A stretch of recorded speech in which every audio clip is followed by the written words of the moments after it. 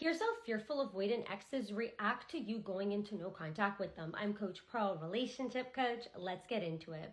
So if your ex is fearful avoidant, you're probably wondering, will your ex want to get back together with you if you're in no contact? Or is it possible that your ex will feel rejected and they won't want to get back together with you? The answer is that fearful avoidant exes are some of the best exes to go into no contact with if you have the end goal of reconciliation, and here's why. Fearful avoidant exes have traits of somebody that's anxiously attached, so they get that anxiety and those insecurities, but at the same time they also have those traits of somebody that's dismissive avoidant.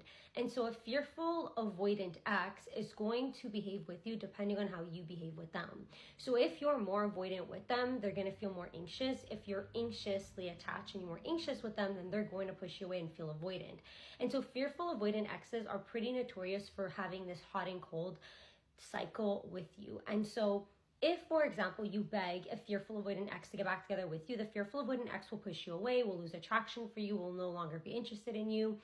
And then if you start going into no contact and you make the fearful avoidant ex feel like you're moving on, like you're doing better with yourself, you're self-improving, you're happier without them, you're fine, then the fearful avoidant ex can start feeling that anxiety, and those insecurities can start creeping up. That fear of abandonment can start creeping up, where they're able to start feeling those doubts that maybe they didn't make the right decision. So because your ex that is fearful avoidance behavior is very dependent on you, going into no contact with a fearful avoidant is great because it's able to trigger your ex's anxiety and make them feel anxious about whether or not they made the right decision to lose you.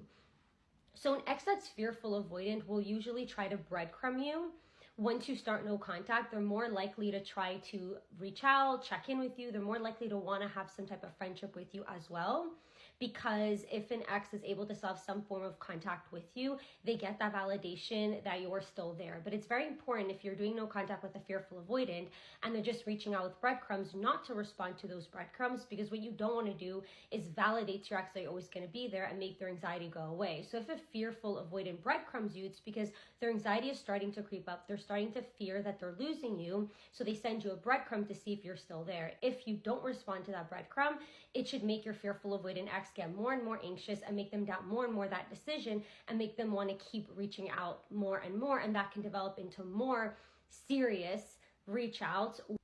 And fearful avoidant exes will keep breadcrumbing you more and more once they realize you're not responding. And sometimes those breadcrumbs can get a little bit mean, can get a little bit aggressive, trying to find any way to trigger you to respond. But as long as you stay strong and you don't respond to those breadcrumbs, your ex's anxiety can start getting into fears, and an ex can really start feeling that they've lost you. They can start regretting their decision, and then they're able to send more significant reach outs. So you basically